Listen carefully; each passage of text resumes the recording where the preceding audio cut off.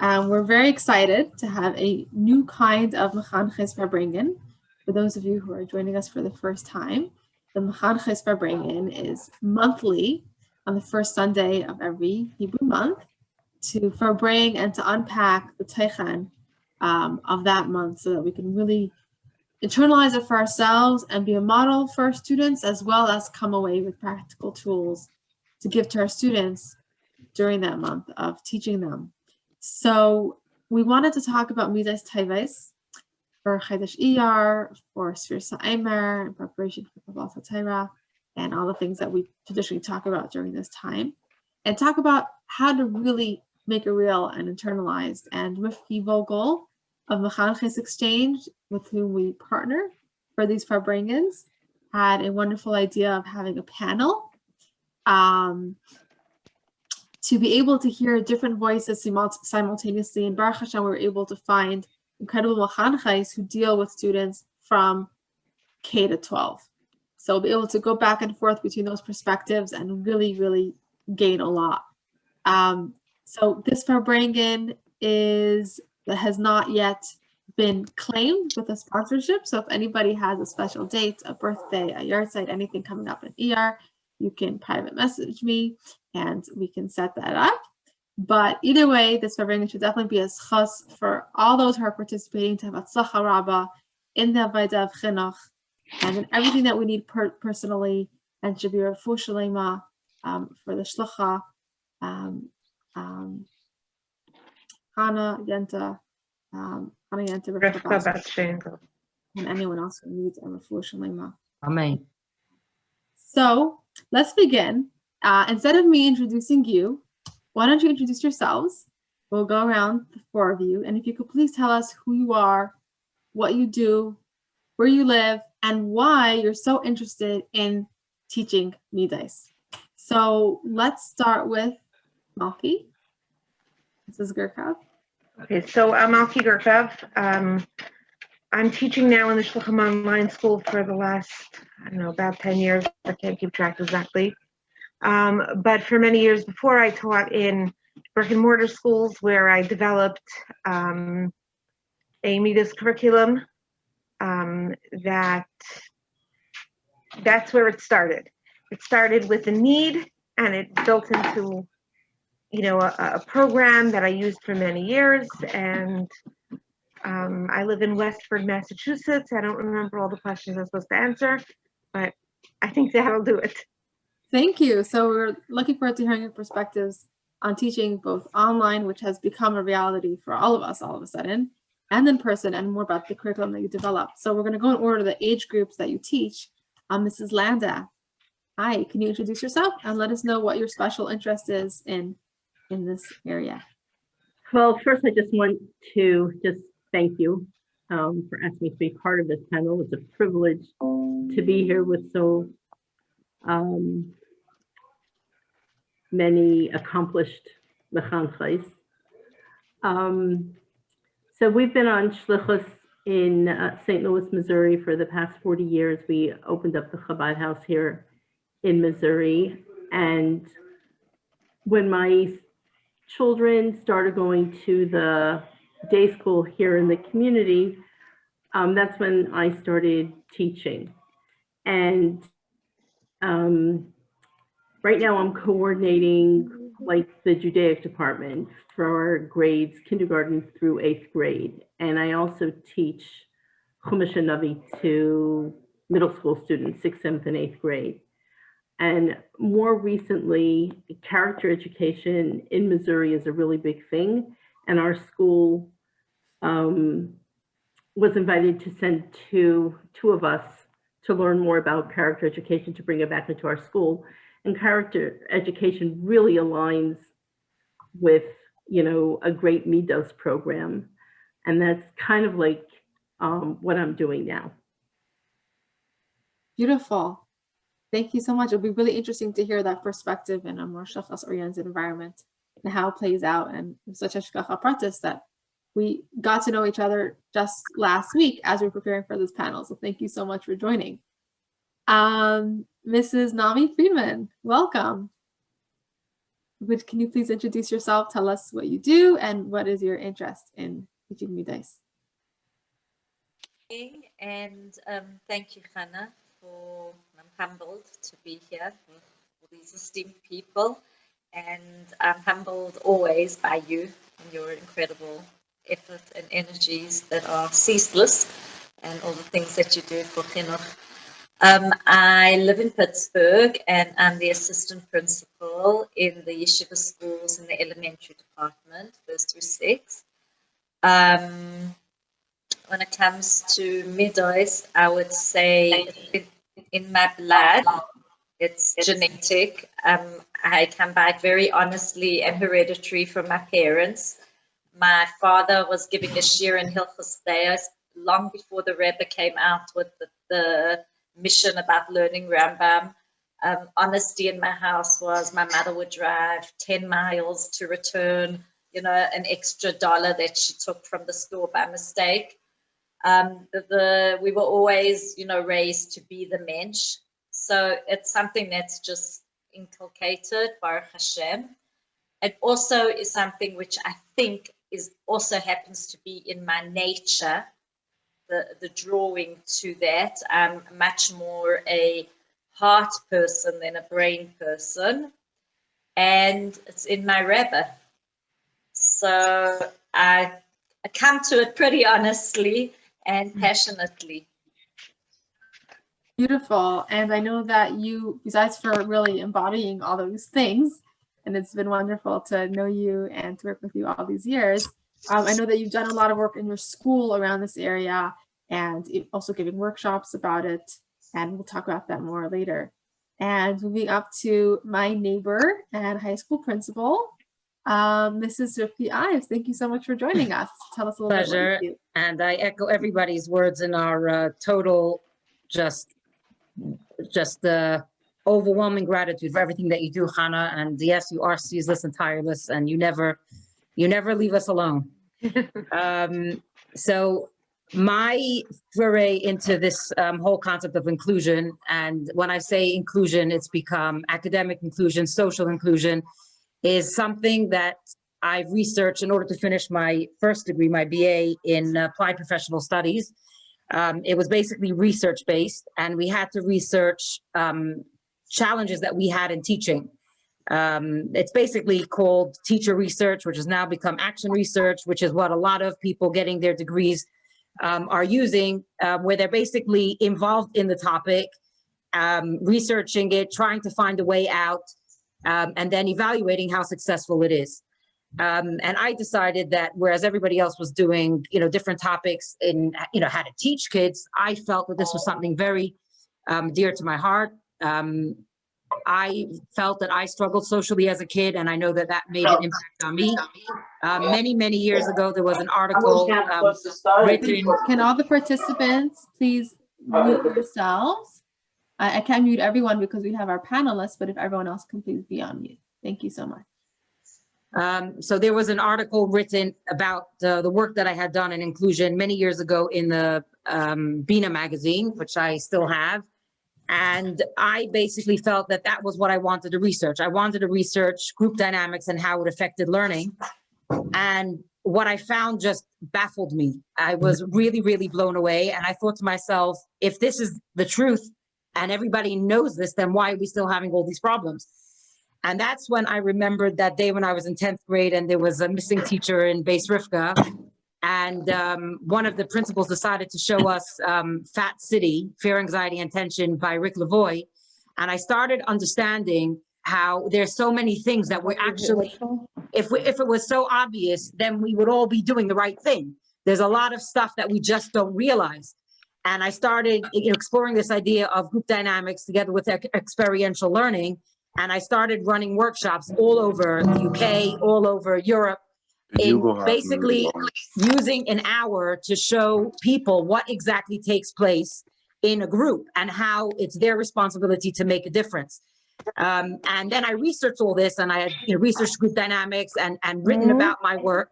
I'm a published author on this topic, and it was just fascinating because in an hour people could actually could see a difference, and I would see a change in students. And they'd come over to me and they'd say to me, they say to somebody, oh, you did that because you attended Mrs. Ives's workshop. They started being wired that way.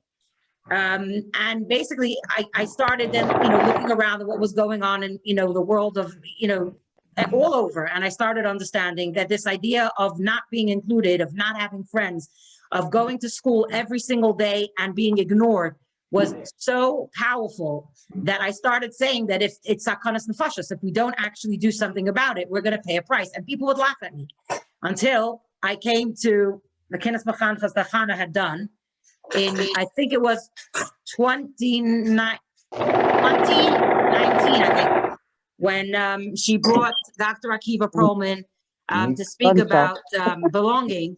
And he basically was saying all the things that I was saying for years.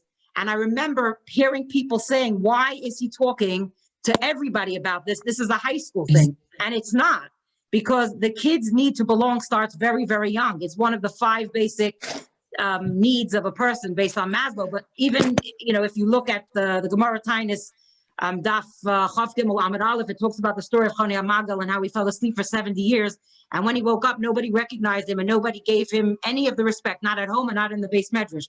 And he basically expired. He died. And Rava said, "Hainu de Amri Inshi, I chabrusa, I misusa. If you don't give me a friend, just give me death." And I think it's very, very strong words, but it's reality. If we want our kids to be frum, and we want our kids to be stable, and we want our kids to stay away. I don't know if anybody watched Dina Gorkin's program that she put on last week, where Dr. Brad Reedy was talking about self-harm. If you're not feeling like you belong, it's one of the basic, then self-harming becomes something which becomes an option. So just across the spectrum, this is something that I'm really, really passionate about. I haven't really had a chance since I've become principal of a Baruch Hashem growing high school to be doing my workshops. I have done some. I have also trained some of my staff and my mechanchos to be doing some of these programs. But I'm really grateful to Chana for realizing that this is literally sakanas nefashos, and I'm sure that there's not a single person on this panel or in the participants who doesn't agree with the fact that when people don't find their place, then why should they be frum? Why should they live? It's just that's what it is. And I think that as leaders, and this was the research that I actually put forward, as leaders, we have the ability, the privilege, and the responsibility to make a difference. Beautiful. Thank you. And we all are leaders in our own classroom. And as someone who newly joined your teaching staff in the Limud Kadesh department this year, I could definitely say that feeling when you walk through the hallways, every single child is special, and you see it in the teacher's eyes and you see it in the students, that the way they feel in the school. So it's an incredible thing how you brought that about. So the way we're going to work is we have a couple of questions prepared, and we're really excited to hear what the panelists want to share. For those of you participating, if you can be on camera, if you can have your real name, it definitely makes it much more Hamish, but no pressure. We're not going to do breakout rooms this time.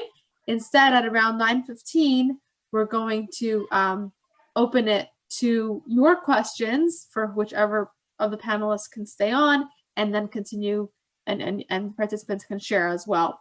But let's talk about, why is this such an important topic for now? I mean, teaching Midos is as old as Torah, right? They came out of Mitzrayim and they had 49 days to improve their Midos to get the Torah.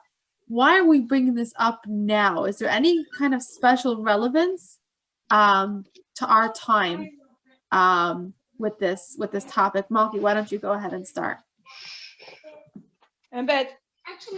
Okay. First of all, Mrs. Ives, if you need any more data to support your theories, I have it for you. Second of all, I appreciate that. To answer your question, first of all, I don't think it's now necessarily more than 10 years ago. I think it's something that's always been important, something that has sometimes been overlooked. And there's definitely times and situations that call for it a little bit more or a lot more because of certain things that are going on. For example, certain classes, the dynamics of certain classes will call for your attention to Midos, or even just certain children in the class will call your attention to the need to work with certain Midos. Look what, I mean, Mrs. Ives was just talking about. You think when I was a student, that wasn't an issue? Of course it was an issue. And that was a lot of years ago. But I think that the fact that we're recognizing these issues and that we're finding ways to address them is one big important part.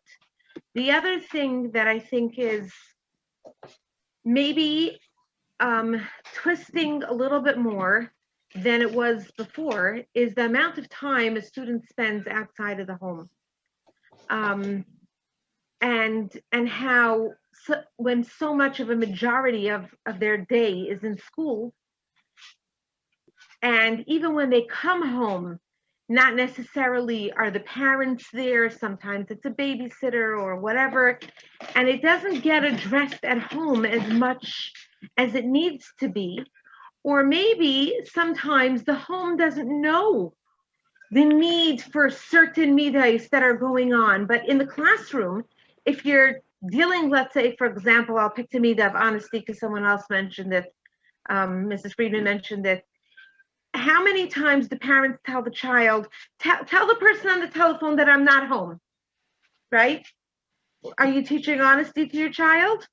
But if they know that in the classroom, in these 3 weeks, we're working on honesty, then hopefully at home, they can help bring it out also. And I think it's much easier to pass from the classroom to the home than it is from the home to the classroom. In other words, if a parent is working on a specific midah, it's not going to affect the rest of the class. But if a class or a school or any size group of students is working on a certain midah, then it can come back to everywhere else and everyone else so that they can pitch in on it.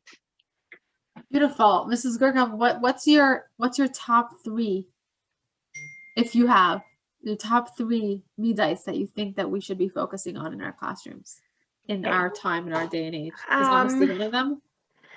No. I think first students need to learn what a midah is. See, I'll tell you what. I wanna maybe define a line that exists between character education and midas. And I know that when I sold my book, when I published the book that I put out, I was a little afraid to write character education because that sounds not Jewish. It's nicht unsere. And the book and the program is based on Tanya, it's based on Chassidus, it's based on, right? So why would I want to call it character education? Character education gives students the ability to understand exactly why and where and how things are maybe not right and fix it, and how and when and where and why to fix it, or how to acquire a midah. It's kind of like a science almost that puts the midas within reach, that enables the students to reach the midas. So I'm not selling my program. I don't even have any to sell. It's a Torah Masorah publication. I did it through Torah Masorah because I thought it would reach more people and it needed to reach more people. But the point that I make in there is we learn what is a midah. Because if you know how a midah works, what it is, if you have a whole conversation with a class where kids will say, kindness is a midah. So somebody else will say, okay, that's a good example. So does that mean if I bring a kugel to my neighbor for Shabbos, because she just moved in, that I'm kind? Or does it mean that my mommy gave me a kugel and I went to give it to her? So we work to the system works it through so that the students learn that a midah is something that you feel and then you think about and then you act upon.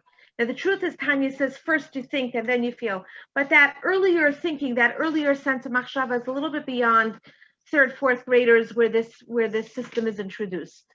So we do, it's called the 3 H's. Feel it in your heart, think it in your head, do it with your hands. So I think the first and most important thing is to learn about a midah. Then I believe that the midah of responsibility is the basis of all midas aseh, if you will. And self-control is the bottom, the base of all midas lois aseh. How can you tell a kid to stop lying or to have patience if they don't have self-control?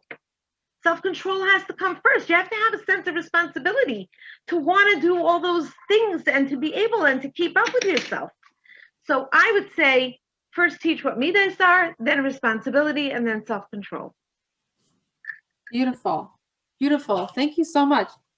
Heart, head, hands. That's so good, especially for little kids, but even for myself. I want to remember that. So you first teach what is the midah, and then responsibility, and then self-control. Beautiful. It's so aligned with Chassidus, and it's incredible that you were able to bring it out there through Torah Masorah. You mentioned the words character education, and Mrs. Landa did as well. So we'll pass the baton that way. What's your I asked take? that 5 times. I'm going to take him. Ask that if he's taking him. If he's not, I'll bring him. I'm Okay. sorry, someone's not muted. And Mrs. Landa, can you unmute yourself, because to make it easier to hear the presenter, I muted the other presenters. If you could just unmute yourself. And what's your take on what is it, why now, and maybe even narrow it down to a few that are really important for us today.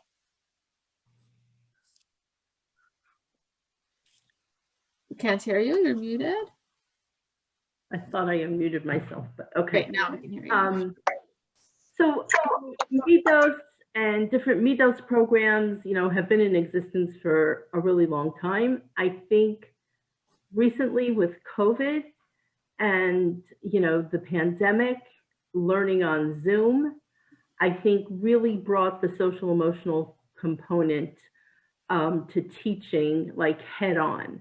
I know for myself personally, the way the schedule fell out, I was like the first class of the day. And I had children on Zoom, and I didn't have any trouble in terms of students not showing up. All the students, it was the beginning of the day, all the students came on Zoom. But I had a really hard time knowing how the students were feeling. Like, I didn't know whether they just rolled out of bed. I didn't know whether they really were, like, even got dressed. I knew that they were wearing some kind of a sweatshirt. And they could have just, I didn't know anything about them. Whereas when they walk into my classroom, you hear them talking to each other. You get a vibe of maybe there's someone who doesn't look like they're in a good mood. You can walk over to them, ask them how you're doing. Zoom was a complete puzzle to me in terms of their social emotional being and how they were doing. And can I share this? Can I share the screen? Because then I'll like jump into the mood meter that I spoke to you about. But I think yeah, you should be able to share the screen. Okay. Let's see. So for me, I had to know how my students were doing before we could even start class. And so I started researching about social emotional learning, and I found this mood meter. It's a little hazy on the screen because I enlarged it. But there are like 4 different areas just in terms of how are they feeling: pleasant, unpleasant, high energy, low energy. And at the beginning, before we even started learning anything, I would ask the students, to pick 2 words, put it in the chat room, and how are you doing today? Give me 2 words that describe how you're feeling. And that gave me, a really good insight into how my students were doing. If a child said to me, anxious, I'm not going to let just that go by. I'm first going to have a conversation with them in terms of why are you feeling anxious? What's going on? Because if a child is anxious, if there's anything going on in their private life, in their home life, they're not going to be able to learn well unless they first have an opportunity to discuss that. And this was a new focus for me, being on Zoom. And it also was an opportunity to give everyone a voice. Every single student before we started class had an opportunity to share, whether it was for 30 seconds, a minute, but I was able to check in with everybody. It was a way of everyone connecting with each other instead of just teaching over Zoom. And from that experience, I gained so much insight into how the students were doing, and discussions, they opened up with discussions just about how they were faring through through Zoom and everything, that I decided that this year, when we were start teaching in the building, in a classroom, like I'm starting every single morning with a morning meeting. And a morning meeting could be about anything. A morning meeting could be throwing out a question about something that we learned the day before, but somehow it's always connected to Midos. It's always connected to something that has to do with character, whether it's analyzing different characters in Navi, or whether it's talking about a social situation that happened the day before that they want to discuss and they want to resolve, whatever it was. So in terms of what I'm trying to really implement in our school is that the discussion of Midos is not just a separate curriculum, but it really goes into every aspect of the school, starting with a morning meeting, you know, integrating it into the curriculum, the way we structure the lunchroom, the way we have student council, everything is sort of like centered around Midos and developing character. And like in one sentence, I really believe strongly that who you are is a lot more important than what you know. And that in order to create a great learning environment, we first have to take care of who and what we are. And the role modeling is really, really important. So at the same time that we're trying to inculcate good Midos in our students, we also have to be working on ourselves. And it's a work in progress. It's a lot of effort and a lot of work. And I think, and a lot of conversations and a lot of discussions. Yeah. You really touched on a lot of ideas, and the role modeling part I really wanted to focus on a little bit later. Before we go there, so you started unpacking that, you know, that Zoom raised this need for social emotional, focusing on Midas and focusing on the inner life, which is another like a synonym for Midas. And you got into some specific strategies like the mood meter and the morning meetings, which are fantastic. I want to go around and give everyone the opportunity to share their thoughts on why this is important now.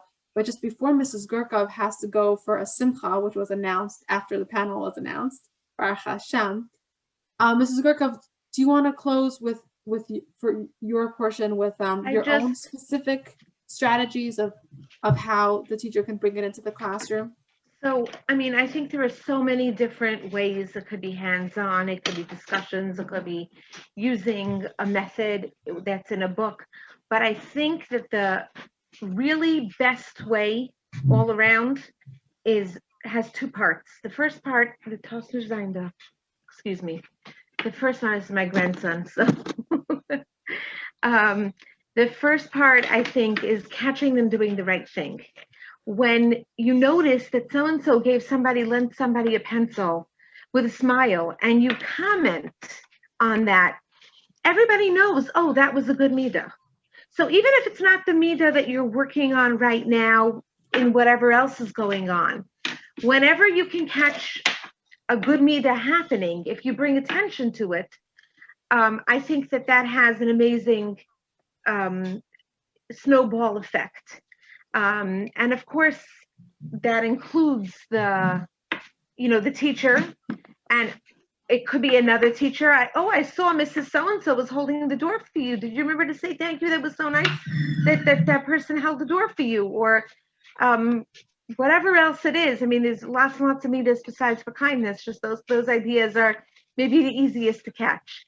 The other thing that I would say, and I really mention this, is just the more adults in their life that are involved with knowing the Midas that you're working on, the better chance, because now it's not just the Lumad Kodesh teacher that is catching the children doing the things that they should be doing. But the Lumad Echel teacher noticed also, thank you for telling me that you didn't do your homework. That was really honest of you before I came around to check. Or it was very responsible that you called a friend and checked what you missed in school yesterday, if that's the need that you're working on. And again, the same thing at home. And I gave an example of that before. I do have to leave. I apologize. Baruch Hashem, my niece is a Kala, and we have a L'chaim tonight. Like Hannah said, it was announced after I said I would do this. I do apologize. But thank you very much for the privilege of being here. And Hatzlacha Rabba. I'll listen to the rest of the recording to hear everybody else's great ideas. Thank you so much, Mrs. Gerkov. You left us with so much food for thought. Baruch Hashem for Simchas. And maybe if you can just put in the chat your contact information, because I see people have a lot of questions about your curriculum, or they have questions on what you spoke about, and then they could follow up with you. Sure. Thank you so much for coming, and it should only be for Simchas. So let's loop around to Naomi. We covered so much. We went, from why it's important to how to make it happen. But so what are your thoughts, backtracking? Is there any reason why now, whether because of COVID or pre-existing situations that were happening in our community, is there any reason that we need to focus on Midos now more than ever? And maybe you could start unpacking your toolbox of how you would do it.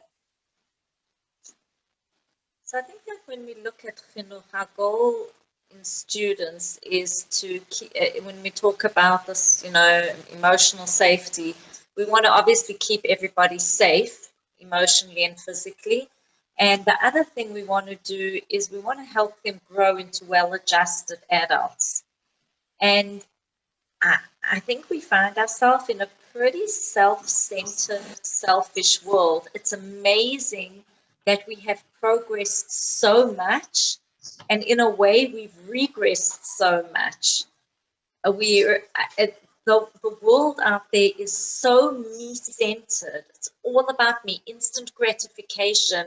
And I think this is what we saw going on Zoom also. The kids, they couldn't sit and just be there with the teacher. They had to be busy with the videos and YouTube, who knows what they were busy doing. There was so much going on there and so much stimulation.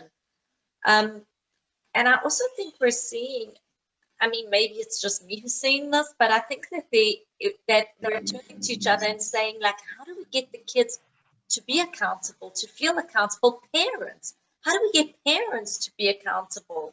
It's like everybody needs their own personal secretary nowadays, responsibility. So even when we're talking or we're focusing on the bullying, or now the new word that's out there now is the trauma sensitive. We're becoming a trauma sensitive school now. So even that is focused on the me. It's all about the self-centeredness. When we started the bullying, what was going on there? Kids and adults, these things were flying. Everybody's being bullied every 3 minutes. And I think that now we're inundated more than ever with the views of the world, the social media, with the especially now with Zoom, what's become accessible to our children. You're having the kids on a class because you need to be teaching them on Zoom, but they've got access to everything. So I think that when it comes to being able to grow, the key ingredient is self-awareness, and I think that starts with ourselves.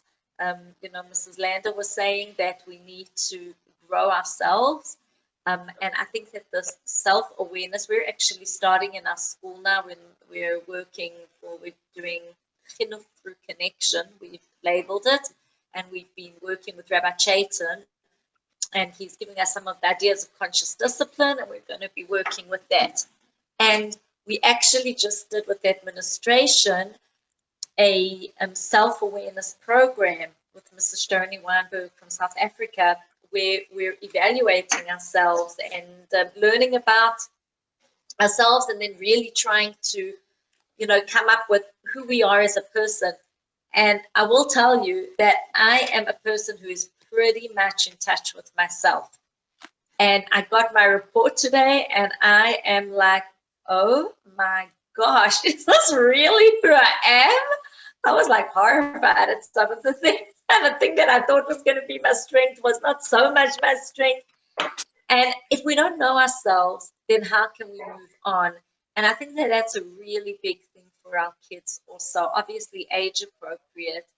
But for kids to, we need to start, kids need to start becoming self-aware and tapping into, who they are and what they are. I'm sorry, what was the end of your question, Hannah? Yeah, so it's that's fantastic. So is self-awareness one of your top 3? Actually, or is it no. more like the key to No, self-awareness is just, I think you need that to do anything. My top 3 were actually empathy, compassion, I guess Tiferes Rachamim. That was my top 1. My second one was gratitude, Hinda. And my third one was resilience, which I'm not sure if we call that Devora. I don't know what we call that. But those were actually my top 3. And, we need, I think compassion, we need to become compassionate to ourselves and to others. We're really hard on ourselves, all of us. We like, every woman on this call beats herself up all the time. So, I think that self-awareness comes, in tandem. You've got to become self-aware to be able to grow. But those were actually my top 3. Beautiful. It sounds like, in a world of so much possibility, whether on the internet or elsewhere, or like Malki was saying, out of the home exposures, we need a stronger inner compass. And that's what we need to give our students to strengthen them. So empathy, gratitude, and resilience. Beautiful. Yeah, with the self-awareness that starts there. Mrs. Ives, do you have a top 3 of what students really need today? What do we really need to give them to do justice to our students in today's day and age? You are muted. For me. Okay. Sorry, I just No, it's fine. I think there were a number of points that were mentioned by the panelists before me, in the fact that, and some people, Nami mentioned this idea of resilience as one of the Midos. I think that actually the lack of resilience is why Midos is so important. I'm finding more and more, even, I moved to New York like 3.5 years ago, and I could sit here and compare to my students in England and how it was different. But now I'm in the same place for almost 4 years, and I can tell you that the lack of resilience is just incredible. It's like you blow the wrong way, and these kids are like totally out of sync. And I'm talking about teenagers now who are going to be entering into the real world. Supposedly they're going to seminary and they're going to be building their home within the next few years. And I have, here I talk about, and I, really try hard to be inclusive academically, socially, etc. And yet some kids find that really tough. Like, what do you mean you have expectations of me? What do you mean that you actually feel that I can achieve? And I'll never forget this. When I first came, the students were telling on me, to the dean, to the other principal, all the time. And what was the crime? The crime was that actually I believed that they could achieve. So there was a student, I'll never forget this, who came from a very, very dysfunctional home, not from Chabad, but was educated by Chabad. And I was working with her to try to figure out how she could graduate. And she hated my guts. She couldn't talk to me. She would tell on me. Anyway, in the end, she pulled through. Now this person has a successful business. Her brother's is with the police all the time. Her parents are divorced. It's a total mess, but this kid has a future. So I saw on her status one day that she was advertising that she was having a sale and she was going into business. And I wrote to her and I said, I believed in you and you were so resistant. And she says, that's because you believed in me and I didn't believe in myself. And I think that this is what I'm finding more and more, is that it used to be a few years ago that if someone believed in you, that was enough to pull you through. Now, the fact that someone has expectations, that's a certain gevura, and they just don't even know how to deal with it. And yet that's exactly what they need. So they fight you. And this comes to another thing, which is parenting. We are parenting the parents. So I have 100 students, but I'm also parenting the parents. And you could see the difference. I could line up, can I know how 100 students, and I can tell you which parents are standing with the school for the students and which ones are standing against the school thinking it's for the students, and it's not. And what a difference it makes. And here, one of the reasons why I love working with teenagers is because they do have a certain level of independence, and you can have discussions with them. And I'm going to mention, some of the things that we do, and it can make a difference because they can be independent thinkers, but they're still tied to this poor idea of parenting. I actually said to my daughter today, there's a girl in her class that I feel needs to be included more. And I said to her, you know what the problem is? There's no other parents telling you what I'm telling you. So it feels weird. When I say to you, why haven't you brought her home for Shabbos? Would you consider spending time with her in the summer? And you look at me funny. It's because the whole group, it comes back to group dynamics. It's because the group has allowed this to take root.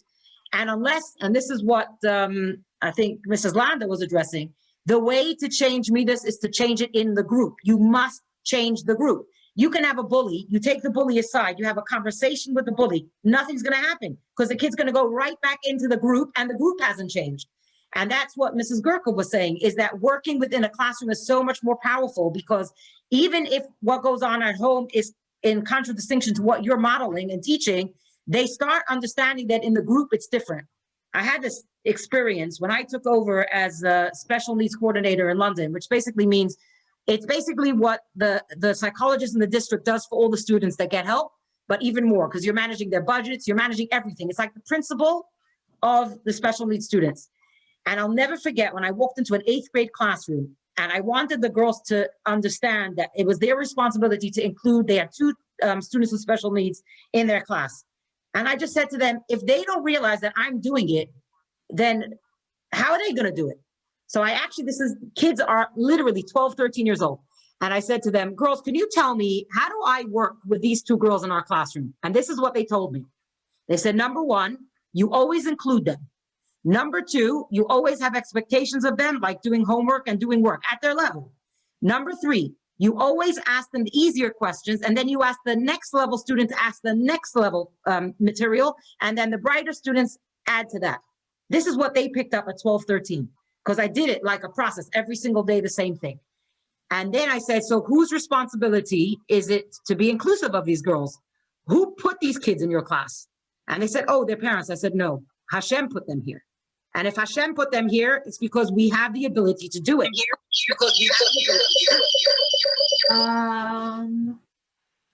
Okay. We can hear you again? Yeah. That's really so powerful. I said to these girls, I said, so what are we going to do about recess when these kids are ignored? So they said, oh, we should have a buddy system. I said, this is the new rule. No, you're never, ever allowed to have a buddy system with a child with special needs unless you have a friend with you. I don't want you to be resentful. I want you to enjoy it. So you have your friend with you plus another girl. And they basically made up the whole road to themselves because they saw A, I modeled it. B, they saw it was possible. C, they saw it was their responsibility. And D, they saw that they were able to do it. And I think that one thing we need to, I think, Chana, which you mentioned, which is why is it now? I think, first of all, we have a very powerful parsha this week. It's Acharei Kedoshim, Perek Yutes, Pasuk Yutes talks about V'ahavta l'recha kamocha. Rashi says, Zechal Gadol b'Torah, Rabbi Akiva said. And I don't think people realize why it was so monumental that Rabbi Akiva said this. The reason is because Rabbi Akiva lived in a very, very divisive era. There was a very big division between the Perushim, who were the Haredim, and the Amei Haaretz. They basically didn't tolerate each other. And what was unique about Rabbi Akiva was that he was in both camps, because he started out as an Am Haaretz, nobody respected him. And eventually, through the intervention of his wife, he came to the other side. And he said, in the time that I was an Am Haaretz, I would have bit the Talmud Chacham like a donkey. That's what he said. And the reason was because there was such an antithesis, one group to the next. There was such a lack of trust. And Rabbi Akiva says all the Yiddishkeit is worth nothing if we cannot understand that we have a responsibility to look after, nurture, and be responsible for everyone. And we say, well, of course, as Chabad Hasidim, V'ahavta l'recha kamocha is in our blood. That's what Naomi was saying before. That was the Rebbe's whole approach, that the Rebbe could ingrain in our own head and our DNA that a person with a tattoo, with long hair and ripped jeans was just as much a Jew as us, and maybe even greater than us, because who knew the level of their neshama? But we need to understand that we need to be able to model this and get our students to understand. They should never walk into the room and not say good morning. Beautiful. They should Beautiful. never, ever leave the room with one girl left behind. It's basic stuff. Wow. You should never, ever slam the door with somebody behind you. You know, it's like basic stuff that make a person know that they actually are needed and wanted. Wow. So I think the most important thing is inclusion, inclusion, and inclusion, honestly. Top three. Yes, but also personal, these are the rules I tell my students. It's personal responsibility and trying your best. Don't pass off the buck to the next person.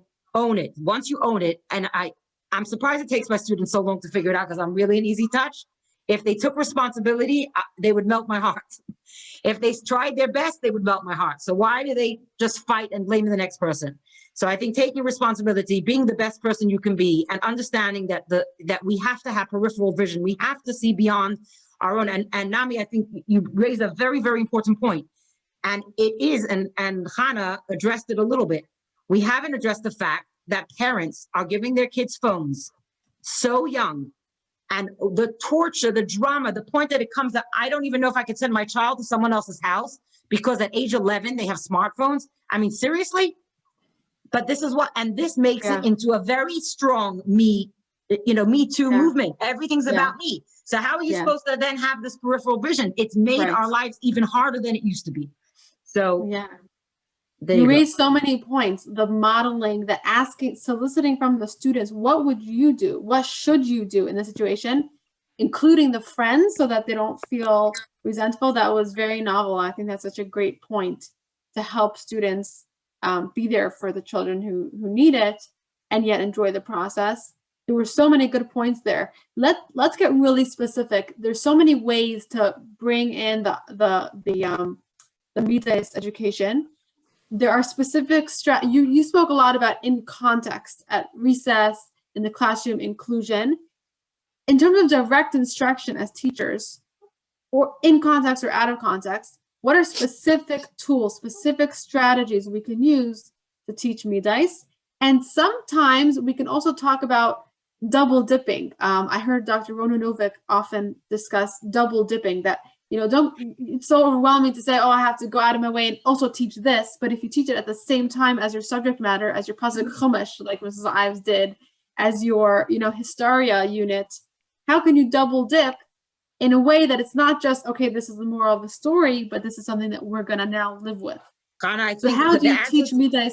Let's go around so that we can rotate between the different age groups and hear from everyone. How do you specifically teach Midos? And also, how do you incorporate it into the teaching in general? Mrs. Landau, what do you think? You shared a few strategies already. Was there anything else, or maybe in context? You're on mute. Can you unmute? Yeah, so I was going to say that stories, like a lot of times you can bring in a story and just read a story. And then you ask the students, what kind of characteristics did you see, and discuss the Midos that way. And then what would you do in that situation, or what should have been done in that situation? How could you have expressed chesed if you were so-and-so? And a lot of times it's not, a real situation that they're in the middle of. So like their ego's not involved in it, that, they can really reflect on it. And then you can always, when you have a real situation that you have to deal with, you can always refer back to that story. I find that I'm, even like when I'm teaching Navi, if I'm teaching, let's say right now we're learning about, David HaMelech running away from Shaul, where he cut off Shaul's coat. So use that as like, look at the respect that David had, look at the self-control that David had, look at the strength that David had.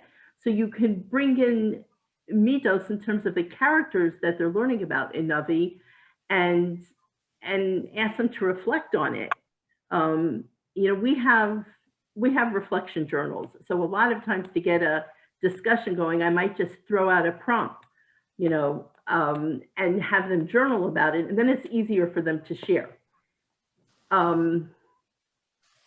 But I Journals. also, let's say, like, I'll give you an example. Okay, we had, I teach in a modern Orthodox school, and it's a co-ed school. And the kids last week were having a soccer game that everybody was like really looking forward to because it was going to be middle school, and the middle school boys and the high school boys would be playing together. The organization of how this soccer game was going to be played, it wasn't organized well. So the students came to the game and it wasn't clear how they were supposed to play. Kids who are on soccer teams, they weren't playing by those rules, who, you know, the adults that had organized this. And what ended up happening was that the person who organized the game all of a sudden said, okay, high school students are going to play together. You're going to be one game, and the middle school students are going to play together, and they'll be playing another game. Well, the high school is very small, so that didn't work for the high school students who were looking forward to playing with the middle school students. And what ended up happening is they got yelled at, and then they just walked off and went back into class. They didn't want to play the game, right? And for someone who's trying to like really bring in giving students a voice and hearing what students are saying, I would have like thrown out the question, okay, we have too many students trying to play this game. What should we do? And let's come up with a quick solution. And that didn't happen, but I felt like I had to speak to at least to the middle school students afterwards, the next day, and just say like, what went right, what went wrong. They knew exactly what went wrong. If we would have left it up to them to like, you know, say the rules, break up into teams, it would have been a great game. So sometimes I feel like using those opportunities to really listen to them, and you can interject your opinions and direct the conversation and point out what might be right and what might be wrong, but really listening to them and empowering them to be part of the solution and problem solving, I think is a really big aspect of implementing good midos and making sure that they understand like what that teamwork looks like, and maybe, you know, instead of shouting, if they would have, you know, approached in a more calmer voice, they would have been listened to. But I think sometimes that's something that we overlook.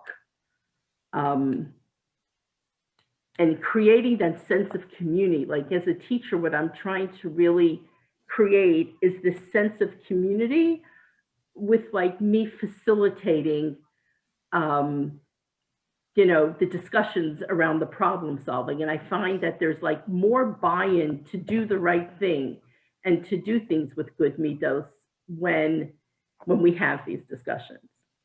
That's beautiful. That's so interesting how you both demonstrated the same technique of bringing it to the students and facilitating what they already have inside, that they can own the problem, they can solve the problem, they can bring their best self to the situation and collaborate to find the solution. Naomi, what do you think? In your experience with elementary school, what are the specific ways that we can use to teach our students good midos, consideration, all the things that you were talking about on your list, both specifically and indirectly? So I agree with Mrs. Land about stories. I mean, stories, I think are just amazing. I actually think that there isn't a topic that we have in school between Kodesh and Lahavdil and Dechal that you cannot bring it into.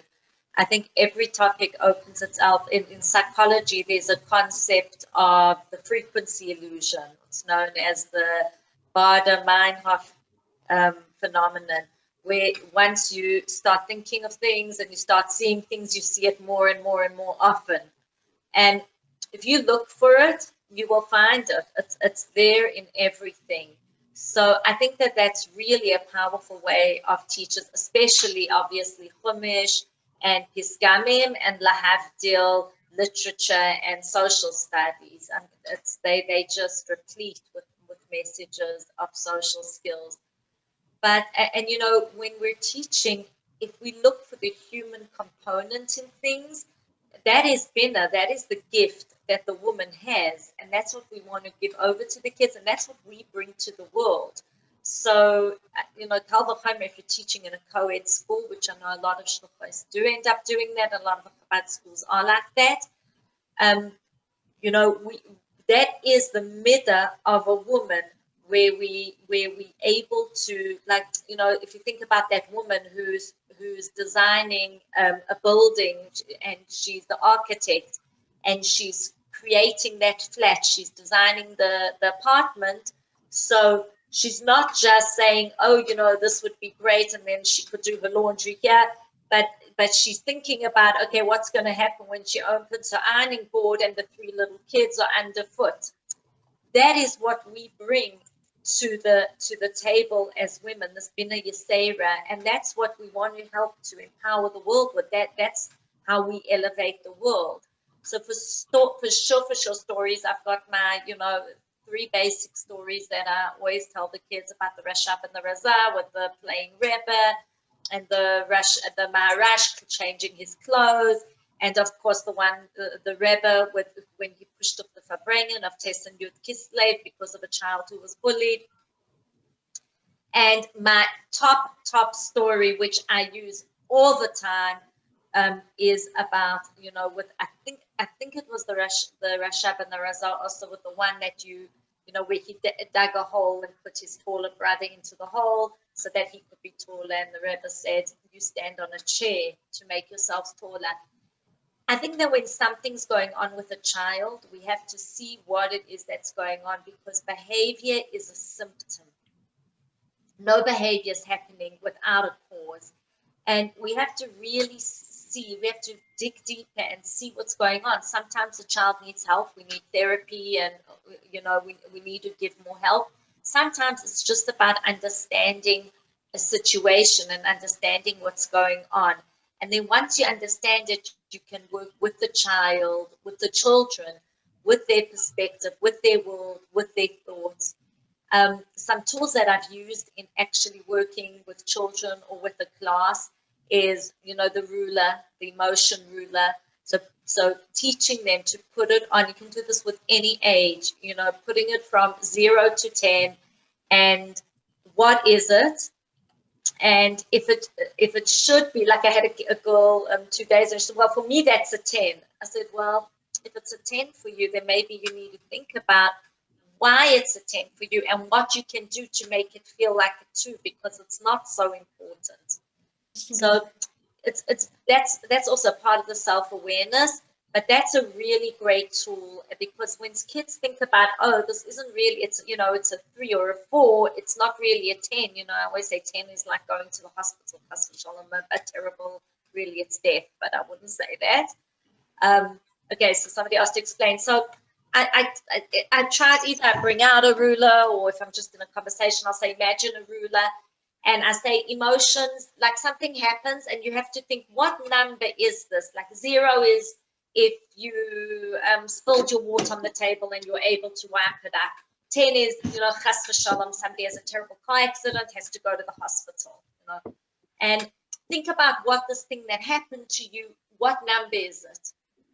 So usually kids will say, oh, it's a 3 or it's a 4, or they'll say, oh, it's really important, it's an 8, and then we can talk about it.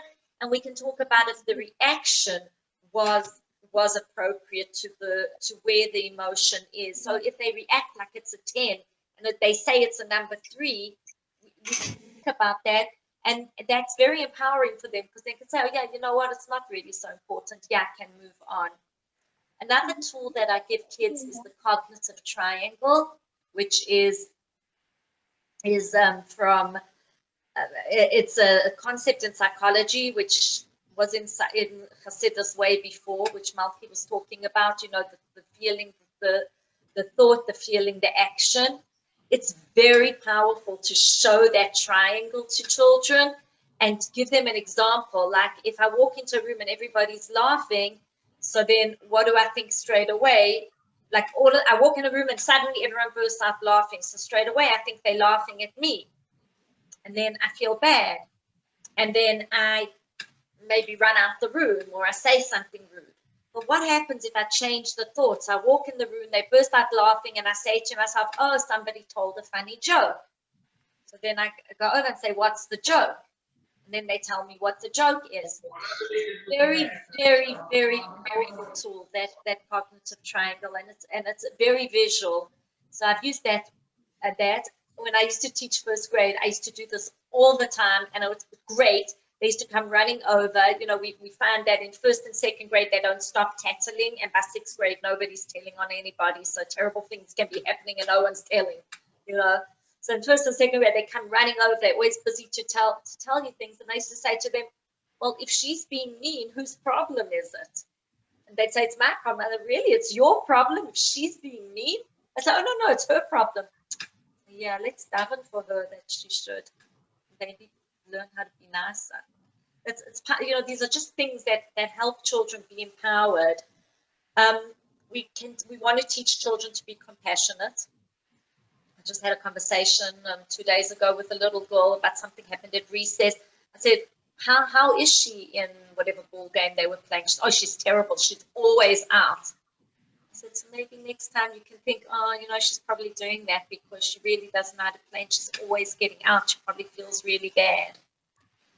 And, you know, we want to teach children to be able to laugh at themselves a little bit also. But you have to be very careful with humor because children do not understand sarcasm and they are very black and white. So if you say something and you make it a joke, you have to be very careful with that. So those are a few tools that I use. Beautiful. You gave us a lot of tools. They were really, really powerful and really practical, and they can be used in so many contexts.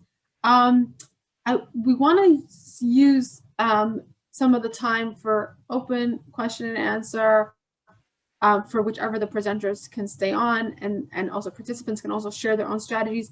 Mrs. Ives, did you have any additional specific strategies to share before we open up the floor? I just wanted to say that it's specifically through whatever you're learning that you're going to get the point across, but even more so when you see the questions that the students are asking and you realize that actually there is a total disconnect between what they're learning and how it reflects on people's lives. So for instance, I teach, I'm the English principal, but I teach Kurdish.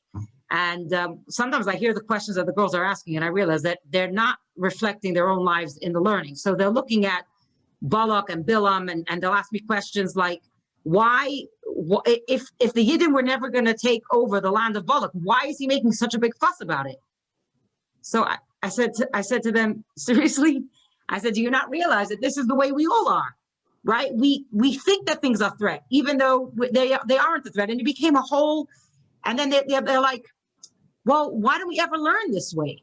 Or I mean, just the other day, the girls were asking, like, why does he keep bringing up the others when he's giving the brachos? And I said, well, he's threatened by them. And when he's threatened by their power, he starts putting them down. Isn't that what we all do? I said, if you have a kid in your class who gets the top marks and you have the kid at the bottom of the class that gets the low marks, you never pick on that little kid because they got a 50 instead of getting a 35. You're not threatened by that. But if you have the person who got a 95 and you only got a 90, you're threatened by that. So you'll put that person down. And the girls are looking at me as if like, wow, like this is learning. I said, that's why we're learning this. And I think that the fact that the kids have a lack of resilience means they're more sensitive. And I'm finding more and more that they're so much more open to hearing how the Torah that we're learning actually is an answer to their challenges in life. Like Tanya for them has now become a real growth tool. When I was a kid, it wasn't. Tanya was an academic book. You learned it, you regurgitated it, you got a good mark, next parent, right? The girls are not like that anymore. They want to see that the learning that they're learning actually is an answer for them. And the truth is, if we're not providing it for them, we're not giving them the best tool we can give them. And I think that it's specifically through the things that we're learning that we need to show them that this is an answer to the challenges that they have, and that the challenges that they have are recognized and they're real and they're normal. I know that I haven't taught little kids in a very long time, but in part of my research into group dynamics, I came across this book by a kindergarten teacher called You Can't Say You Can't Play. It was printed by Harvard University. The teacher is Vivian Gusson Paley. She was a 60-year-old teacher who had taught for many, many years. And what she did was she actually was watching how the dynamics of the kids when they were in her class never got better as they got older. They always got worse. And she started realizing that it was extremely important to, well, like she would say, you know, she would notice the kids would tell kids they couldn't play with them. And she started thinking to themselves, well, do children have a right to say you can't play? And then she discussed this with her students and they said, well, actually, school is a public place. So while you can choose who comes to your You house to belong play, in your bed. Sorry. That's a very, very, very relatable comment, but let's just all make sure that we're on mute. Go ahead, Mrs. Ives. so basically she discussed with her students that the school is a public environment. In a public environment, everybody who wants to be can be, but who you invite in your own home, that's your choice. And she started realizing that it was still very difficult for the kids to digest. So she started creating this whole story about a magpie. And I think this is extremely important because kids often feel attacked, especially as they get older, when you use stories that are human, because they feel like you're attacking them sometimes. Whereas if you talk about animals, and this is also proven in literature, that's something very, very separate from them. They're able to like lower down the defenses and be more receptive. And I think that this is something which teachers can do at any time, and even with adults it works. It's the idea of separating the sort of mushel from their life enough that they could engage with it at first as if it's foreign, and then bring it back to their own life so that they're, oh, so it wasn't such an attack. I was able to digest it there. Now let me bring it back to my life. And you know, I think powerful. Yeah. Okay. That's Anna, back really, to you. really, that's really powerful. Wow. So to like externalize the situation so that they can then internalize it back when their defenses are down, and unpacking what we're teaching them in order to bring this concept of teaching Midas home. That's really, really beautiful. We got so many skills, and I'm so grateful to all of the panelists, all 4 of you. And I don't know if you need to go. We told you that you know you don't need to stay on for the whole duration. But why don't we start with, if anyone has any questions directed at the panelists while they're on, and then when those peter out, we can move on to questions and ideas and suggestions that our fellow mechanches are using from the group. So does anyone have any questions? I know that there were a few in the chat that were unanswered. If you go on mic to ask them. Well, someone just asked the name of the book. Okay. I'm typing it in now. I actually probably don't even own it anymore because I lent it out to somebody else. You Can't Say You Can't Play by Vivian, Gus, and Paley. You can't say Beautiful. Someone asked about the balance between Tyra being a social skills book versus learning, and I'm sure that the the panelists can respond to that better than I could. But it just brings to mind the story that there was a child in a cheder whose friend asked him to borrow his pencil or his quill, whatever time period it was in, and this is an actual story. I just don't recall the name or the time period. And the child said no. He didn't want to lose his pen. He didn't want to run out of ink, whatever it was. And when they got back to the learning, the Melamed said to this child who had refused to lend out his pencil, please touch the pasuk. And he touched the pasuk. He said, no, you touched it wrong. The title of this pasuk is that when your friend asks you for your pencil, you lend it to him. And the title of the next pasuk is that when your friend asks you for your pencil, you lend it to him, and so on. This is Tyra. This is Tyra. Tyra Malash and Tyra. So it's just about teaching it in a way that the spirit is intact. We're not breaking it down. We're not turning it into pop psychology, but we're doing it in a way that this is Tyra. This is your neshama. This is Sfir Sa'imer, helping your neshama shine. And maybe this was one of the questions that we didn't get to while others gathered their thoughts. Do you have a way that you can capitalize on this time period of Sfir Sa'imer and tie it into the topic? That if you're teaching a lesson on Sfira, how can you use that as a way to teach Midas? Mrs. Lanza, I remember you had mentioned something about that. You're on mute. Okay. So You know, a lot of times, let's say when you want children to behave a certain way and you're like telling them what your expectation is, it's like we're trying to create conformity. We want them to conform. And what we really want them to do is we really want this behavior to like come from them and that to see like that they really internalize things. So we had a situation when we came back after Pesach that one of our students had been on Zoom even when we were back in the building. Her parents, for personal reasons, didn't want her to be in school until the two of them were completely vaccinated. And she's a very social girl, and she had a very difficult time. And during the year, she was allowed to come for 2 months. And it changed the whole social dynamic in the classroom, just having this one student come back into the room. She had been on Zoom the whole time. And all of a sudden, like there were issues that we had to deal with. And it was a little bit hard for the girls in this middle school class. And so I was anticipating now when she returned for the second time, I want to try to eliminate some of the problems that we had the first time. So I was able to refer to Sfirat HaOmer, and I was able to say, listen, the midah that we're going to really have to draw upon is going to be chesed. And as you can see, when we're counting the Omer, they're all different combinations of chesed. Every single week we have chesed, that we're working on in some fashion or some way. So let's go through, what does chesed shebechesed look like? What does chesed shebegvura look like? And really, which combination of chesed are we going to have to use so that we can welcome her back with kindness and like not have issues? So grounding that in counting the Omer and what we personally are working with, the girls were able to come up with a plan, and it worked.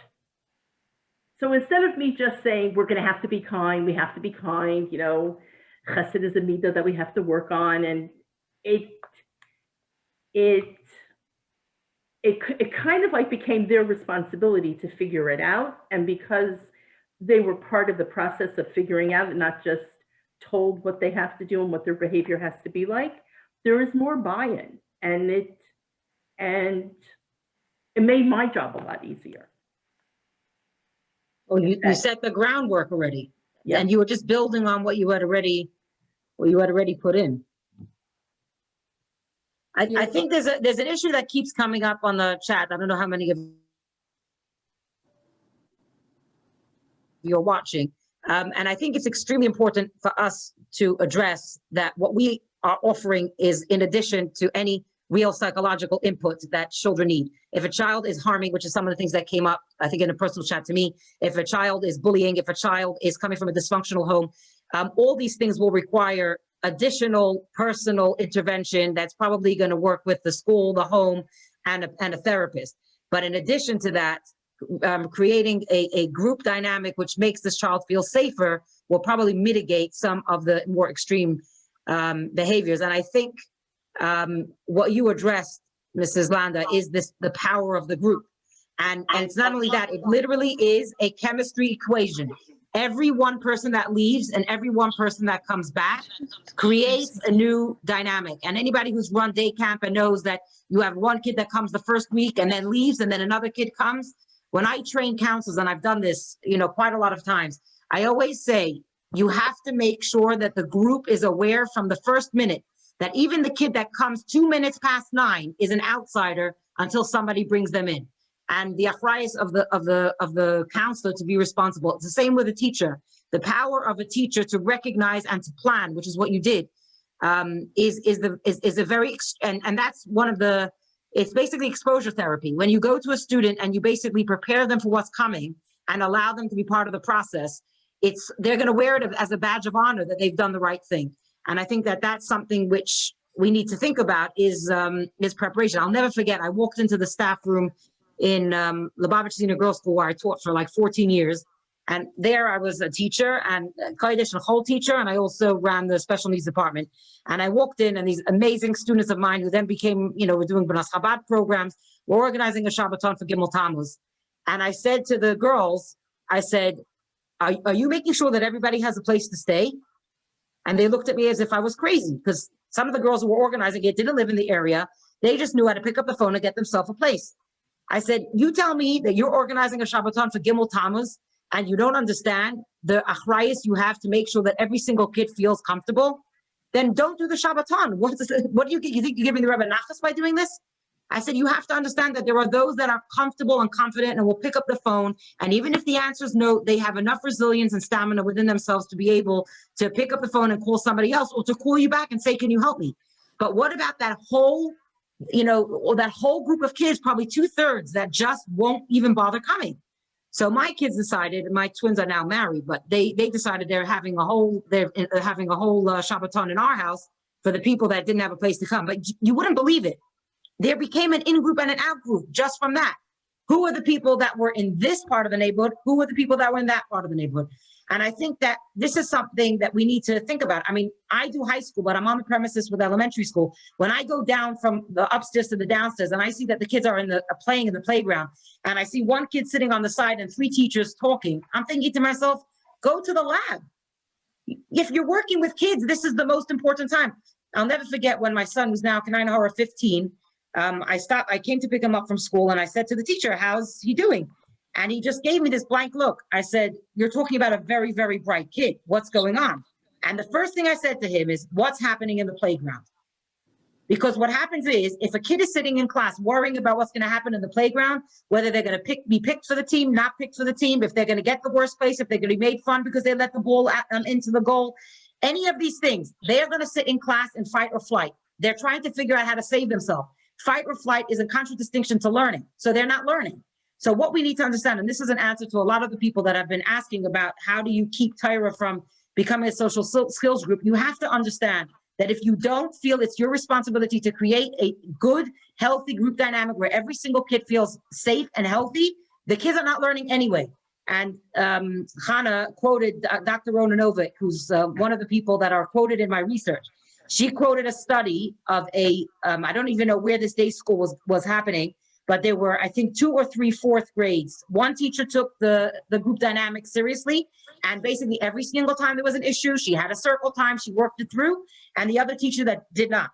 By the end of the year, the class where the teacher took the group dynamics and the friendship thing seriously, they far surpassed academically where the other class was. What we need to understand is if kids don't feel good about themselves, they're not learning. You're kidding yourself if you think they are. And Torah is milashon hara. It's all about making the kid feel comfortable and safe to learn. The Goyim know that, lahavdil. Obviously, our Hasidus knows that the Rebbe embodied it in to the degree that we can't even imagine.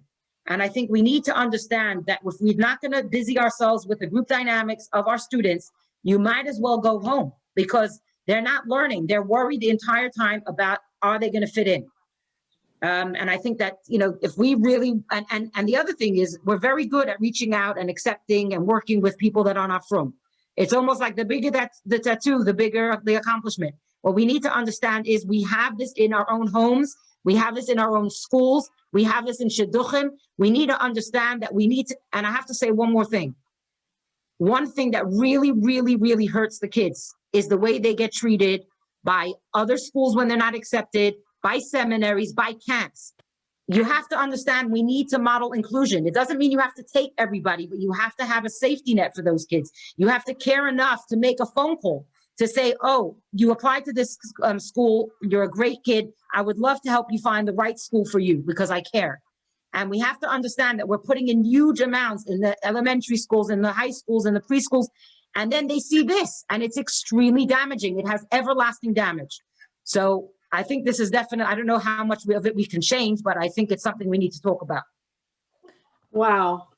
That's really, really powerful. And someone just sent me, Mrs. Lustig, thank you for sending me the correct version of the story. The Mendel Futterfass said that when he was 5 years old in Cheder, one of his friends asked for ink, and there wasn't, and he said, no, you should have bought your own ink. So the Rebbe said, show me what's Aleph Beis Gimel, And when he showed it to him, he said, no, that's not right. Aleph is when your friend asks for ink, you give it to him. Beis is when your friend asks for you can give it to him, and Gimel, and so on. So definitely, this is our number one task. This seems to be what's emerging from what everyone's saying. I have a question, and I'm going to combine it with a question that's in the chat. And again, everyone else can voice your questions, your tips, your strategies on the mic in the chat. We're talking about modeling inclusion and safety, and how do you balance that with classroom management? For example, if a person comes in late to the group, want to make them feel included. If a child comes in late to class, do you greet them with a warm welcome? If a child is acting out in class or disrupting, that balance is sometimes very, very hard, I know, for me to strike. And another perspective that someone shared, a fascinating question, Rivkie Gillis, thank you. How do you honor the child's spirit and personality while also molding and refining them? We're telling them, do this, be like this, but every child is unique, and that's, in a way, the essence of Sphiroseimer. So how do you, lots of balancing acts here. Nami, do you have any thoughts on that? Or Mrs. Lanta?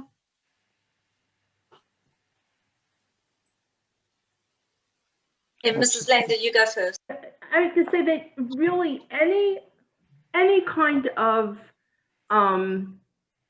characteristic that a child has that is disruptive, you could use that same characteristic in a positive way.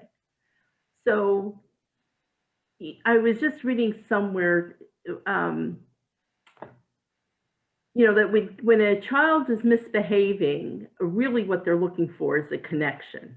And this idea of morning meeting, or this idea of making sure to greet every single student and have a couple of words with them before class even starts, and recognizing them, sometimes that eliminates so much of the behavior. But also, instead of calling the misbehavior, disruptive, you calling that characteristic, enthusiasm. You have such great enthusiasm today. Could we direct that enthusiasm towards the learning? So in other words, it's not a negative, but it's a positive that's not being channeled in the right way. I think that that's very important. And also, to make sure that when you're describing a good behavior, it's about the child being that good behavior, the child being, kind, the child being grateful, the child being whatever. And when it's a negative behavior, it's the behavior, it's not the child. I think that's very important. But I'll just tell you, like, from experience, okay? Like, this just happened last week, where we're in the middle of class, and all of a sudden I noticed that a student drew a beautiful illustration, but it was graffiti on the desk, right? And I would say, like, before getting really focused on social emotional learning and really creating that healthy social emotional environment in the classroom, I probably would have, had on a very disappointing tone, and told him to, like, just wash the table. And that's not what we do, and probably reprimand him and give him some kind of a lecture. And instead I said, wow, I didn't realize you were such a great artist, but we don't write on furniture. It's school property. It's not your personal property. If you really don't have a sketch pad or something like that, I'll get you a sketch pad. And I didn't have to say anything more than that. And he's like, I need to clean this up. I need to go wash this off. So instead of having a confrontation, he's definitely doing something that he wasn't supposed to do. But just by recognizing that he's artistic, because it really was great drawing, but just in the inappropriate place, it takes away the focus on this child being bad or doing something wrong. I mean, he did something that he wasn't supposed to, but you know what? He can wash it up and correct it. And I guarantee you he's not going to draw on the table again. Whereas if we would have had a confrontation, he probably, he and I probably would have been having a confrontation for many weeks to come about his illustrations on the table. Because Wow, that's a really powerful example. because I think that when you embarrass them and you talk down to them, then they don't have a desire to behave well. Yeah. And I sometimes think you need to have those private conversations with the students when there is that disruptive behavior. But again, that it's the behavior and not the child. That distinction is really important. Naomi, what did you want to share on that? Yes, so I'm that kid you were just talking about, the one who's worried about what's happening at recess, that they can't even focus. My phone is like going wild because we have to close 2 classes tomorrow. The one that we just told that they can come back tomorrow. And you want to know something, Nami? I saw your face do like some gestures, and I could have thought like, oh my gosh, what have we done wrong? And I knew that something happened on your phone, and it wasn't about us. I'm trying not to look at the phone. It's on by the thing. I'm not looking at it, and it is going like every 10 seconds. No, but I was just showing you how what you were describing about a kid coming to the classroom and having people. I saw your face go like, oh no, and I'm thinking like, is it what have we done wrong or something going on in Pittsburgh? And I figured something was going on in Pittsburgh. Anyway, so I'm going to have to get off. This will be I'll just finish with this and then I'll get off. There's been such powerful things over here, Mrs. Lander and Mrs. Ives. You have such powerful thoughts, and Mrs. Gurkov who left. I've learned so much tonight. I think that I just want to build a little bit on what Mrs. Lander was saying about trying to channel, trying to tap into the positive, and that it's the behavior, not the child when it's negative, and to try build on the child when it's positive.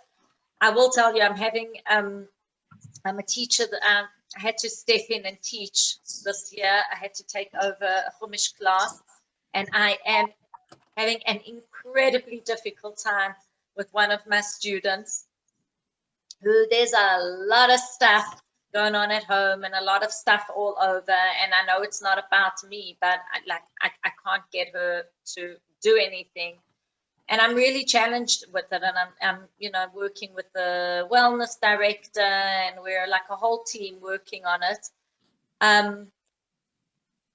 but I see, and I also need to help her to be accountable.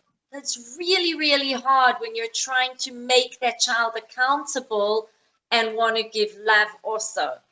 But so I'm standing here in a place of complete humility because I don't know what I'm doing with this child. So having said that, I'll just tell you that I do feel that it's about connection. And I feel like we need to just keep giving the connection, even though for 5 years I'm giving this kid connection. But anyway, because I'm the administrator, not just a teacher.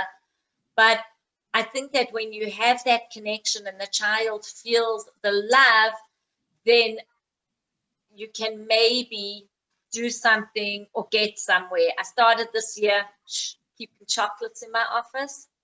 So when someone comes in, like, we sit down and we have a chocolate, like say, oh, we need some chocolate now. And,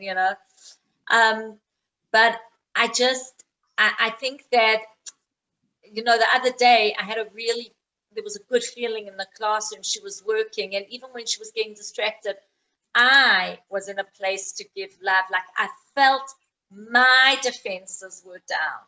So when I went over to her and I just tapped on her back and I whispered in her ear, I felt myself coming from this place of love. It felt different to me. When I'm thinking back on it now, I felt different than I felt maybe on a different day. And that's a really, really, because the kids are picking up from us. Whatever we're feeling, we can stand there and smile. It's a plastic smile. They know exactly what's going on underneath. So I think that's a really, what you were saying was a really powerful thing. Chana, I'm going to thank you so much for this honor, and I'm so sorry. I'm so enjoying the conversation, but I have to leave. Hatzlacha Rabba. Thank you so much, Naomi. Hatzlacha with all your incredible work. You're a real example. Naomi, I just want to tell you a letter, just because it's an answer to your question, that I received a few weeks ago when I was upset about something that was going on in one of my classes. I have to be careful because I have students who live in my house. And basically there were some students that were old enough to know a lot better. Anyway, I couldn't sleep at night because it was really bothering me. And I went downstairs and I opened up this letter from Yud Mar Cheshvan Tafshin Yud Dalet. And the Rebbe says here, "B'mayna al muchtava hine kishe'eh yalat tzion, etc. Askiru la'atzlacha b'limud al talmudov." I will mention him for hatzlacha in the teaching of his students. The ein lispal, and we should not be nispal mimasha haydach b'kaishi, that there are some difficulties. Ki kol haschalas kashas, because all beginnings are hard. Ubesima slave, and with attention hamatima, that is appropriate, the tchunas nefesh talmidov, to the personalities of each child. You have to deal with them with a strength, but also with a sweetness. For sure, it will become regular, and you'll be matzliach. And Hashem will help him in establishing good together. And then the Rebbe said something which I now have taken upon myself to try as much as possible. So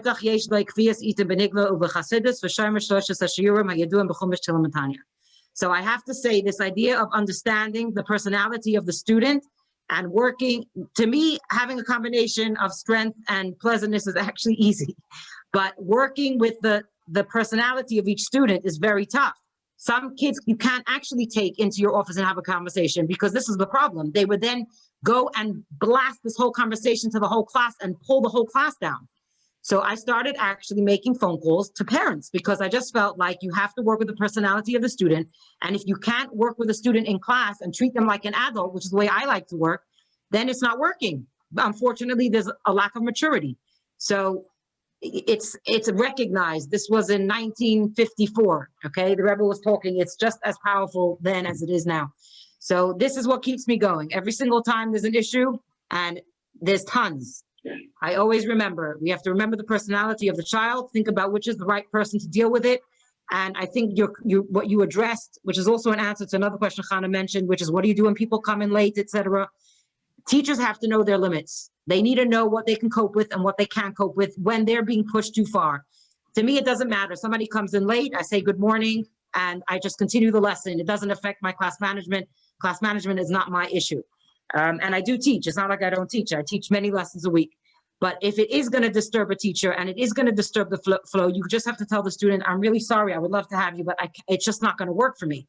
And I think that teachers really do need to know what can work. And it's how we deal with it. You know, are we saying, how dare you walk in to my class so late? Or are we saying, you know, I'm really sorry, but I just can't work like this. So anyway, Yasha Chaya to everyone. Beautiful. So that's a, example of the modeling, how our modeling ends up communicating our expectations to our students. Mrs. Landa, any final words from you? One thing that I wanted to mention, because I am part of the administration, is when we're doing work with Midos and, the social emotional environment, our teachers need a lot of nurturing.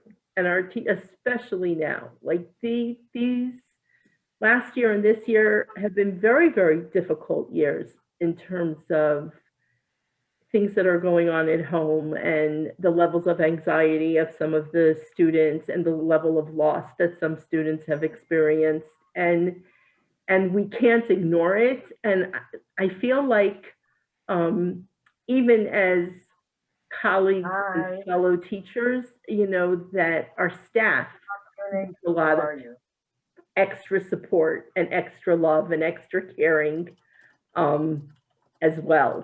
So I didn't want to overlook that.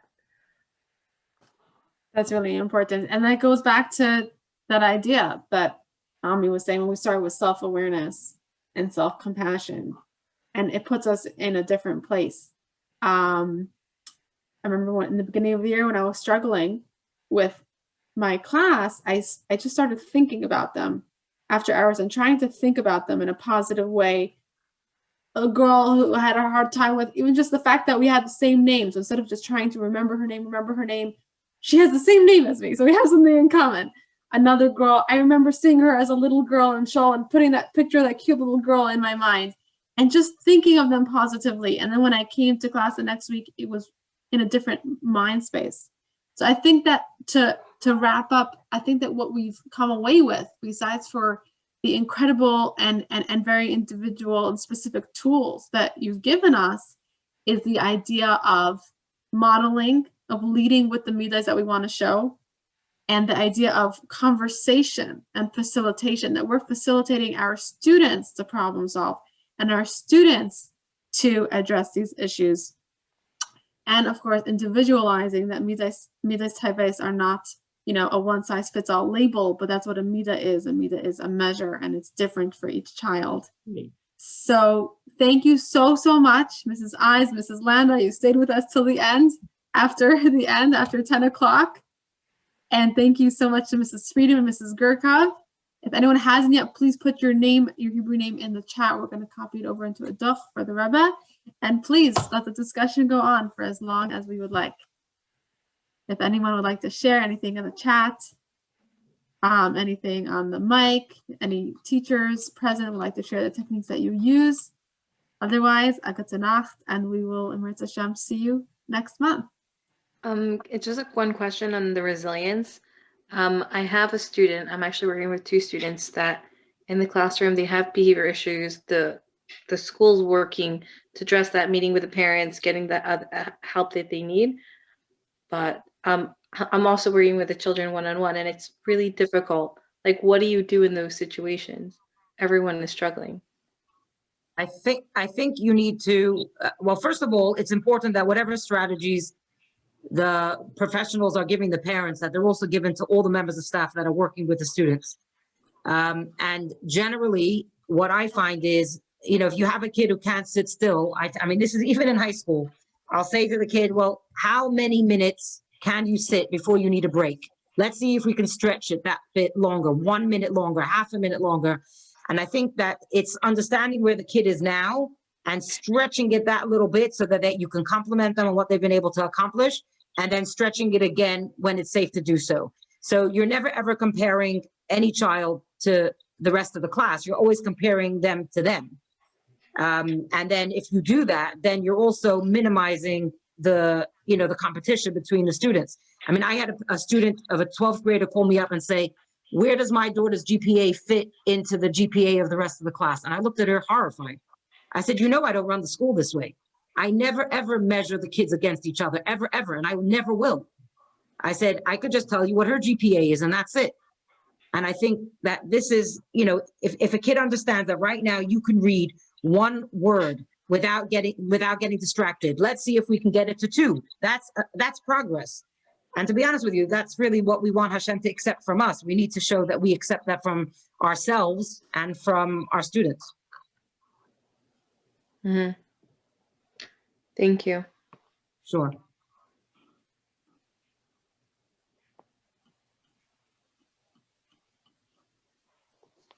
There were so many interesting discussions in the chat. Does anyone want to bring anything up now that we can talk informally? Well, they wanted the letter. I sent it to you, Hannah, if you could just share it, because I don't remember what sefer it was in. I'll to share it. I'll do a screen share. That's what I'll do. No, I think they want to have it. Okay, I can share it with the person who asked, Esther Zeiman. I'll send it to you. I just Anyone looked it else up based on what you wrote. It's in Chelek Ches. Yeah, I was going to say Zion or Ches. It's in Ches, page Yud Zion. Yeah, it definitely is page Yud Zion. Thank you. Okay. I have a question, but it's not like, I don't know if it's like directly, it's pretty connected. Actually, it's very connected. How do you address midas when it's between the teacher and the student? But I guess not so much in like a behavioral way, but like chutzpah or like not being obedient or things when it's like very easily can be like almost like awkward to like have someone help you work on a midah that's like almost like you're using against the other person. So like, why would they like be open to hearing? Like when I say like that's chutzpahdik, or like a better way to say it would be whatever, or that's not like that shouldn't be said or whatever. I don't mean it in a personal way, but it doesn't really come through because it's like a little, they're like. So you're a teacher or you're a principal? I'm a teacher. So what I've done is, as a principal, is I would have a meeting with the teacher, the principal, and the student. I find it's the most powerful thing that ever could work, because what happens is if I speak to the teacher will just go on and on and on and on about the student. If I speak to the student, they're going to go on and on and on about the teacher. But if you actually put them together in a room, I find that it is so effective, because everybody is tempered because they know there's a third person there. And I just feel like sometimes having that, like I had this last week, I had a new teacher, a physical education teacher, South African, so you could imagine not very experienced with dealing with the chutzpah of New York high schoolers. And she came into my office. She was so upset. She said, she says, I'm a balas tshuva. She says, I thought that I came from a rude school until I met these girls. And she specifically told me about a girl. And I brought this girl into my office with this teacher, and we had a discussion about it. She wasn't best pleased, but I promise you that this week, she was a total angel.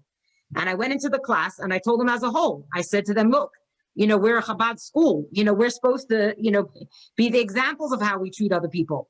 I said, you didn't, I couldn't believe that this is what she was saying about your amazing class. Let's hope this was a blip on the screen, and let's see it different next week. And Baruch Hashem, last week it was. So I think that there's nothing wrong with going to a principal and saying, I want this to work out for the best of, myself and the student. And I feel that your input would make it work. I found it's one of the most powerful tools I've ever been able, and it's so simple because everything is all on site. Right. Okay. Thank you. Sure. What about when there's like social pressure to not be nice to other girls? And often the girls are just looking around and seeing if I'm nice to this girl, then half the class won't be nice to me, or won't like me, or going to make fun of me. It's a very, very real issue. It's an issue that we encounter all the time. And I think, and we're by no means perfect. And we have a lot of work to do. But I think the answer really is in the group. We have to, whether it's B'nas Chabad, whether it's the principals, whether it's the teachers, whether it's the stronger, leaders of the class, we have to make it feel like our group is incomplete without everybody in it. I have many ideas of how to do this experientially. If anybody wants to ask me, I can share. My website used to be up, but it needs to be redone, so it's not available for people to tap into. But showing people these activities where they actually feel what it's like when people are missing, and they start understanding that they have an achrayus. You have to create the group, because the reason why it happens, and that's why they look around the room, is they're trying to ascertain what is okay in this group. Is it okay to be inclusive, or is it okay to be exclusive? And that's why all these discussions have to be done within the group. This is what Mrs. Landa was talking about. Having a discussion privately with someone's not going to help, because the group hasn't changed. It's literally A plus B equals C. So if you want to change this equation, you have to change something that's going to affect it. And I think that, whether it's, if the younger ages, you make a massive deal when somebody did something good and the kids just want to be part of it and hergel masa teva, or it's, the fact that classes that are more cohesive, get rewarded with trips or points on tests or extra recess, whatever works. You have to make it cool to be inclusive. It's the only way.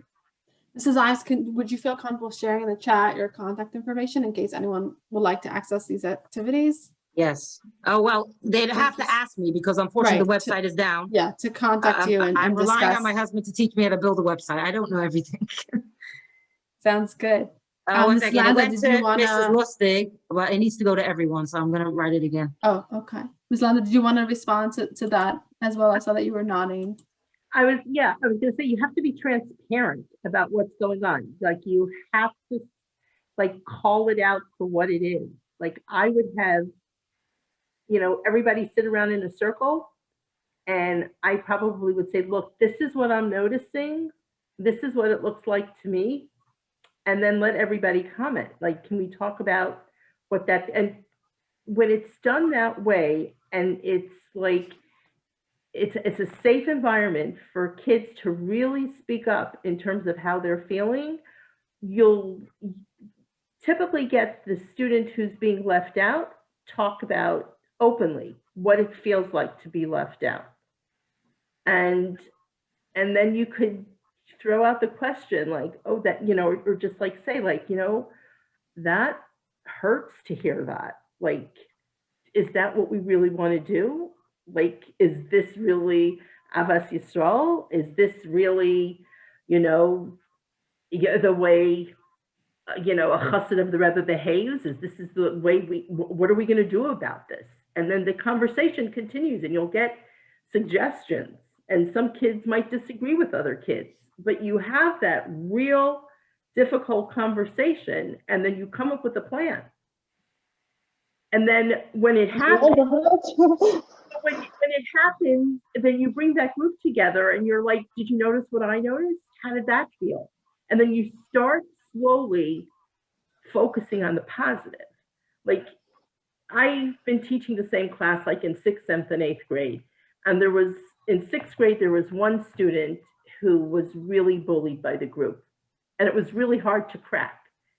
And now, the students on their own, like, were complimenting her and saying how kind she is because she did something very kind. And they decided that they want to have a day of appreciation for this student. That's so cute. You know, but it really, I never would have believed that these girls would change. I mean, okay, developmentally, they're a little bit more mature, a little bit more responsible, but it was a dynamic like that where the cool thing was to be mean to her. Yeah, but it proves What I graders, and they're so much younger. Like, I don't know. I'm so worried to have such conversations. What grade? What grade are we talking about, Rivkie? It's third grade. Can you do that with 3rd grade? Yes, definitely. It's probably easier. They're going to be more real. They'll be transparent right away. Yeah, but this is the research that I've uncovered, that the leader has the ability, the responsibility, and the privilege to be, and what Mrs. Landau just demonstrated is exactly what I'm talking about. And I would do exactly the same thing. You call it out. You don't. There's no point continuing to teach. That is the teaching moment. That is the opportunity that was presented and must be, you know, if I even saw somebody roll their eyes at somebody, I would stop the class and deal with that. And it's much, much easier with younger kids than it is with older kids. My daughter, who's now 11, when she was 5 years old, she was watching a video, you can't, by, I think, Robin Garbus, I think. It's called The Heart That Sings. And she saw somebody rolling her eyes. She was 5 years old. And she says to me, Mommy, that person's doing exclusion. But that is what teachers can create in their homes, parents can create in their home. And I'll be very honest with you, as a person who's Baruch Hashem marrying off, you know, I've married off 2 children and brought in 2 sons-in-law who are nothing alike. When we create an environment where everybody feels part of it, and I really feel like I've Baruch Hashem got another 2 sons, and they're so different, and we make that our whole. And I tell this to my kids. I say, it's not my job to babysit. It's not my job to finance you. It's not my job to cook for you, even though I do all those things. My job is to create an environment where anybody coming in here feels that they belong. And I think that this is, you go to a wedding, you see people standing on the side. Now with COVID, you know, they could just say they're not because they don't feel comfortable, but they'll at least leave the wedding feeling like somebody thought about them. At shul, somebody's sitting by themselves and you go over and say hello, you know. People look at me as if I'm crazy when I do it because they're not used to it. I'm thinking to myself, this is normal. And I think that this is really what we need to be doing. We have to be able to make our circles bigger so that more and more people can fit in. And we need to model that, because when we model that, people just by osmosis pick this up. I remember once being at a Shabbaton that we organized for a bunch of singles, and my son was 13 years old. And he says to me, Mommy, you see that guy over there on the other side? He has nobody to talk to. Go speak to him. This is what we can do if we really make this part and parcel of who we are as people. And I think that all these opportunities where people are bullying and doing the wrong thing, if we take the time and make it into a teaching moment, we're doing exactly what we're put on in our classrooms to do. Okay, sounds good. I have to figure out how to do that. You don't have to figure it out. They present themselves, unfortunately or fortunately. Sounds like we have a lot to unpack, and we're all reluctant to say goodbye. Today's Hayom Yom is that Hasidim don't say goodbye, because you part with the Dvar Halacha, which makes you into Mahalech, that you progress and that you grow. So we have so much to progress and grow with, and I think that's really one of the powerful messages of tonight, is that if we're progressing and growing and we're transparent and showing that to our students, then they will want to come along for the ride. And we should all have a lot of hatzlacha in helping our students grow. And someone taught me the expression, a school of one. Exactly like you said, Mrs. Isaac. We're not competing against each other, especially with Midas. We're competing against ourselves, our own inclinations, and putting them into the right balance. And like you said, Mrs. Landa, transforming each Midah for the good and channeling it for the good. And that's what Sversheimer is all about. So thank you so much. That was incredible. So much food for thought, so much to unpack. I feel like I'm going to want to watch it again on the replay. So we'll send it out, Ritz Hashem. And I'm looking forward to the continued conversation. Nasha Kaya Chana. Thank you. Yeah, thank you. All the best. Tiskala mitzvahs. Nice to meet you, Mrs. Landa. Same here. All the best. Good night, everyone. Thank you so much. Bye. Thank you. Pleasure. Thank you, Mrs. Landa. It's nice to You're see you.